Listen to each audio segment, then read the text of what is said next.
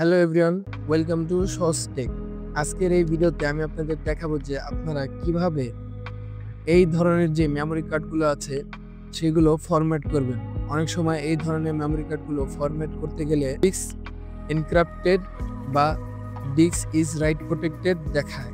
তাহলে কিভাবে আপনারা এই ধরনের মেমরি কার্ডগুলো ঠিক করবেন? ইউটিউবে অনেক টিউটোরিয়াল ভিডিওতে আপনারা দেখতে পারবেন যে ল্যাপটপে বিভিন্ন কমান্ডের মাধ্যমে এই মেমরি কার্ডগুলো ঠিক করা হয়, কিন্তু তারপরেও যদি এই মেমরি কার্ডগুলো ঠিক না হয় তাহলে এই মেমরি কার্ডগুলো ঠিক করার আরেকটি উপায় আছে। প্রথমে আমি আপনাদের একটু দেখিয়ে নিই। প্রথমে আমরা এই মেমরি কার্ডটিকে ল্যাপটপে প্রবেশ করাবো।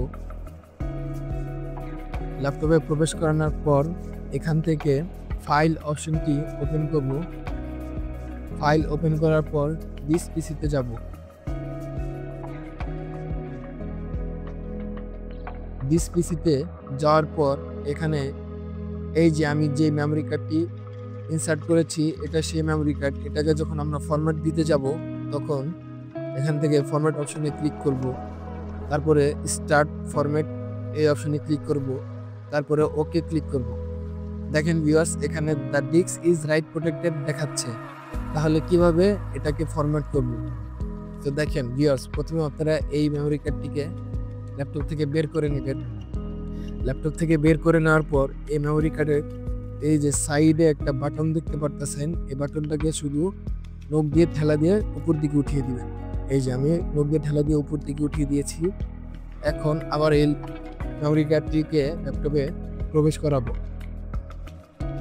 ল্যাপটপে প্রবেশ করার পর এই যে দেখেন ভিউয়ার্স, এই যে মেমরি কার্ডটি, এই মেমরি কার্ডটি এখন আমরা আবার ফরম্যাট করব।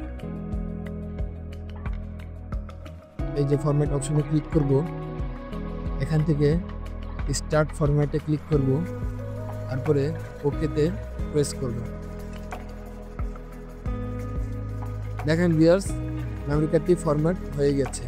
এভাবে খুব সহজেই আপনারা এই ধরনের মেমরি কার্ডগুলো ফরম্যাট করতে পারবেন। যদি আমার ভিডিওটা আপনাদের উপকারী হয়ে থাকে তাহলে অবশ্যই একটি লাইক এবং সাবস্ক্রাইব করে আমাদের পাশে থাকবেন। ধন্যবাদ।